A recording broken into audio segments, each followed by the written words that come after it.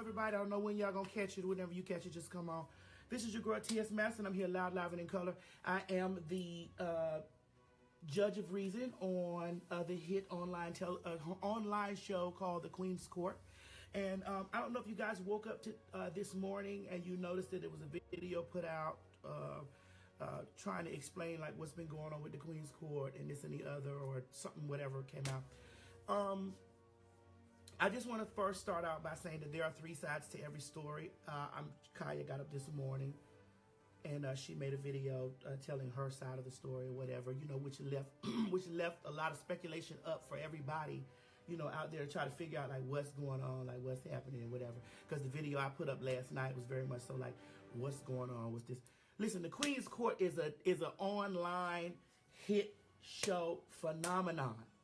It's just what it is, and the chemistry is two queens, two people, two personalities, two forces, two types of comedic banter, you know, back and forward with each other. That's just what it is. So at the end of the day, I'm just gonna break it down. I don't know if you saw the last show that we did, the week where Monique came to the show via Skype, and we were having all these things. I'm going to go ahead now and I'm going to give, like I said, there's three sides to every story. There's KHIA's side, then there's my side, and then there's the truth. Okay. I did see some of KHIA's video this morning where she was saying that, you know, that we're not beefing it up. We are not beefing. We're not beefing, bitch. Why in the fuck would we beef? People, why would we beef? Like, why would there be any beefing or any animosity towards something when we was getting money? So like, we not beefing. Now there are some issues that transpired, you know, with stuff with the show. One, I don't indulge in the comment section, you know, heavy with hate or people telling me, Madison, you're this, and Madison, you that, and Madison, you this, and KHIA's more this than you, and KHIA's more that. All that stuff comes with the territory. This is how dance groups, singing groups, this is how groups separate, because people have their favorites and they get in the comment section. It's whether you're going to fall in line and you're going to look at that stuff and you're going to, you know, ingest what they're saying or digest the stuff that they're saying. That's not my swag, okay? I know that the show's banter is based off of two people, so therefore I was not going to go live last night because we done built up the phenomenon of me and KHIA sitting next to each other. So I was not going to do that last night. Boom, got you. Now, the thing what upsets me is that when KHIA made her video this morning, I'm not going to say upset me, I was a little bit disturbed. When KHIA made her video this morning, KHIA was, she said that, you know, she did tell her side about the production was off and production this and the other, and that, which I'm not going to disagree. Like, there were things going on in the production, the system and whatever. Let me lay all my faults on the line first before I start really breaking it down to the lowest common denominator. Fault one. When Monique was coming on the show, I don't give a fuck what none of you hoes down there at the bottom, up under, is talking about Monique. Monique is still an Oscar winner, Academy Award winner. She is still a celebrity guest. She is still a guest. Our show is ratchet. Monique was coming on our ratchet show, which set our show in a different level of precedence outside of everybody else that's YouTubing and X, Y, and Z. The ghetto little Facebook show that y'all host said wasn't going to go nowhere, Monique was coming there on the show, and Monique was the hottest topic of that week. So me being the Libra, because I'm going to deal with it in KHIA's world, Libra and Scorpio. With me being a Libra, I'm thinking we have a guest that's coming on our show that's going to elevate our show to a level of, now we're going to be able to, you know, now we're going to be able to move in a direction that would be great for us as far as elevating outside of the couch, okay?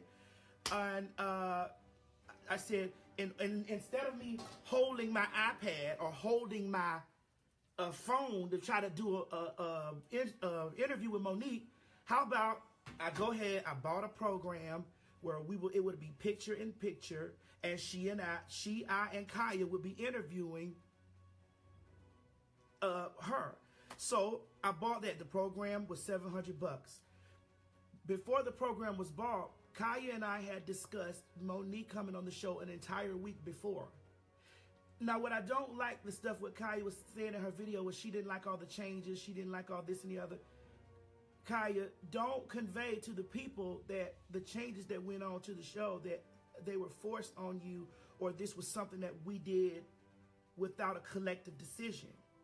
Because right after we did whatever we did at the escape situation, she and I had a sit down in there at that table, and we decided that that with the comeback, the show was going to be even a bigger success. So I said, KHIA, do you know that everybody is trying to copy everything that we're doing? So what we have to do is we have to set a precedence so that individuals will not be able to just mimic us the way they do. Look at them girls over there with that on-site shit, that girl Ra Ali or whatever, and that other girl. They immediately popped up right after that, after everybody seeing the success of the Queen's Court. So you got to hit a bitch upside their head and make sure that they can't copy exactly what you're doing. You have to stand out. See, here's the thing. We're not just some YouTube bloggers, or we're not just some person that's blogging here or blogging there or roasting and gagging. We are a entity. Yes, I understand when people saying in the comment section that, you know, KHIA has been vlogging for years on her couch and this and the other. And I did see where KHIA made a post where she had been blogging on her couch for years and this and the other. And she said she would go back to doing that. But sister, both of us are a force together. As you can see, we were trending number 4 last night and we wasn't even live. So when it came down to it, maybe here's the truth part. Maybe I did say, well, I want to make the shit right so that Monique come on here so it don't be looking crazy us, because this was going to set us into another place. It's looking crazy. We holding a motherfucking iPad trying to interview Monique, and I'm trying to hold the iPad while we talking to her and this and the other. That shit is stupid. So what should have been done was Saturday, the program should have been in place. The lighting should have been in place. The sound should have been in place on Saturday. However, the Super Bowl was Sunday. Now let's be real. Sister, I love you with all the soul and heart inside of me. And you know that, bitch. We done sat on this sofa many nights and loved on each other. You was there for me when my sister passed away. I love you. But you were not invested in emotionally in the system as I was. Girl, you showed up a whole hour before, almost an hour before we was getting ready to go on the show, and you came in like, well, you know, what's on the docket? What's this and the other? And I'm like, sister, I ain't seen you in 2 days, and I'm trying to prepare this stuff. You know, this is the biggest thing of our show. Like, we gotta take this shit serious. This stuff has to be taken serious if we're gonna move to the next level. And then, yes, I had an attitude when they came in. I did. I had an attitude when she came in. I was upset, but I was not nasty to her. I wasn't. And I pulled her to the side and say, sister, now you know you dead wrong for this shit. And everybody out there watching, y'all know how T.S. Madison is. Sister, you know what? You dead wrong for this shit, but come on, we gonna make this motherfucking shit work. I went downstairs. I didn't like the way the lights was, the shit, but we were right there. We were right there for showtime, right there. And I'm like, oh my God. We couldn't get KHIA in the chair to test out the lights and this and the other. We couldn't do any of this stuff. So there it was. Boom. All this stuff just went to just collectively coming apart. And that's what happened with that. But let's be clear here. KHIA, you know I never made a decision without you and I sitting with each other. The bench was our decision. The robes was our decision. The backdrop was our decision. The flags was our decision. These things were not my decision alone. And we can't sit up here and convey to the people that T.S. Madison forced you into making these types of decisions, because that's not the truth. That is not the truth. Now, when we were going through technical difficulties with the internet, I called Comcast. The Comcast could not come out until the same day. See, everybody out here talking about this happened. You don't know. So here it is. Comcast came out the same day. I found out that the same day that you can't have two routers in your house, what is them fucking shits called? 2 modems in your house. You can't have this. So they charged me $199 to do all of this stuff, to put another system in. But if you were here, if KHIA was here, if y'all had been here those days, you would have known all of the things that was going on behind the scenes before we walk in and say, situation. Yes, I was upset with production as well, because I felt like that there were things that production, I had communicated with the people that came, that introduced me to the program, and this and the other. Also, for you bitches out there that was talking about we weren't getting no money, listen, we had sponsors that were paying thousands of dollars for us to sponsor their show, or sponsor their product on our show. So with that being said, how the fuck do I look like every week holding up a product that's falling all over, whatever? This program that I purchased allowed us to run the consumer's product through the advertisement, which would be no break in the viewers in the viewing, and it would have ran smooth, and the consumer would have been happy, and the sponsor would have been happy. Everything that I tried to do has been tried to be betterment for the show, to elevate us to the next level. When I watched KHIA say that she would go back to her couch, I'm like, well, KHIA, that's not the dream. That's not our dream. That's not the dream that you and I both discussed. That's not the dream that you and I both sat down and discussed. That's not what we were conveying to each other. And then, I'm sorry that I'm an avid, devout business person. I saw several bloggers out there talking about that they were going to try to take over our name and this and the other. I trademarked our name. I took control over the Queen's Court, the domains for all that stuff.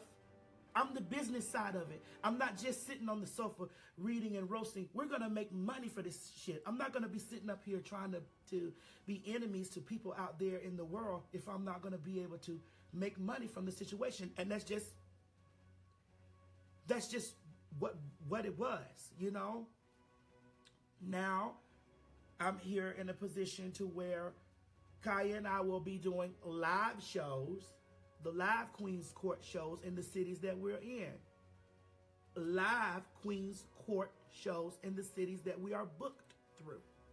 So then, you people, the fans, want to see us every Monday. KHIA, I love you down. You blocked me Wednesday morning. I'm on the set of Star, and I had to find out that I was blocked. And I'm looking at somebody write me and say, bitch, you unfriended KHIA, you blocked KHIA. I was like, what are you talking? Because when KHIA left the house, she told me she was going to call me. I haven't spoken to KHIA in a week. KHIA and Gio have been communicating with each other because we have business that we have to do with each other. And two, I love the bitch. I don't give a fuck what none of y'all saying in the comment section down there. I love the bitch. I love her. And that's just what it is. And for y'all that saw me cry or heard me cry on Monique Periscope, I was not crying because of defeat. I was crying out of frustration because I just wanted it to be right. I wanted to take a product that's a phenomenon to the people to the next plateau. That was my fault for not testing the equipment. The equipment situation was my fault. With the production stuff, it was my fault. All that was my fault to an extent. And then when KHIA was taking it to social media, you know, posting in the comment section or whatever, I was like, why are you doing this in the comment section, sister? Because nobody don't know nothing about what's going on until now. Right now. Why are you in the comment section? Why do I have to find out this is the way that you feel in the comment section instead of you calling me or texting me or writing me? I ain't did nothing to you except all we did was make fucking money. That's all we've been doing is making fucking money. Making money, bitch. And if y'all think we weren't getting no money, you are fucking crazy. The Queen's Court was getting money and gonna continue to get money. Believe that. Believe it. Believe it. Yes, when it comes down to something, I might be, because I'm an avid business person or because I'm a visionary with stuff, that things might not run perfect. And I understand that stuff might not run perfect, and that's okay. But at the end of the day, bitch, the show got to roll. And I know a lot of people were mad at her because they said she dipped out on me, she did this and other on me, she did. KHIA works off of energy, vibration, feelings, and stuff like that. That's the way she works. I don't work that way. I work off of, it's either sink or swim. Bitch, I used to be a hooker, a hoe, a slut, a prostitute. I walked the streets. I done, all these things that happened in my life. And I made a post which stated that and said, I will get up from this. Bitch, I used to get robbed 2-3 times out of the night and still had to get back on the motherfucking block, bitch, because the bills was due. And like I said on the interview before, if when I was getting fucked one night on the street and the monkey niggas came out the fucking tree and didn't kill me, entertainment business is peanuts compared to the hard knocks of what I done actually been through. And all of that street shit let me know that, bitch, I was going to be a super successful business person, because at the end of the day, I'm going to go all the way to the end. KHIA and I have the perfect banter with each other. We have the perfect we are comedic geniuses. We are marketing geniuses. And that's just what it is. The show will return. For all of you who feel as though that y'all have defeated the girls, bitch, you're crazy. KHIA might be having a diva moment. I might be having a diva moment. It might be what it is, but bitch, we ain't gonna let you hoes win. You can believe that. One, I ain't had no motherfucking issue with KHIA, bitch. I love that bitch. Even with, first of all, both of us, she and I took a chance with her following that may not like gays and trans, and my following that didn't like KHIA's banter or KHIA's ethics. We took a chance on both. We pushed all that to the side, and we came together, and we made 2 powerful alliances that's unshakable with whatever you may say. We were trending last night around the world, bitch, with people that were all over television. We're all over television. We were trending. We're trending today. So at the end of the day, like I said, there are 3 sides to every story. There's KHIA's side, there's my side, and there's the truth. Truth is, I'm a consummate avid professional, and that could have gotten in the way of that. 2, I'm not going to let a bitch come in and take nothing from us that we sit and work together for, going to take nothing from us and then package it up as it is for our own. So of course I'm going to swoop in on the business side, and I'm going to protect our brand. I'm going to protect that. KHIA might not have been thinking about it that far. I don't know. But bitch, this is where the company of 2 comes in. One balances the other one. And that's how it is.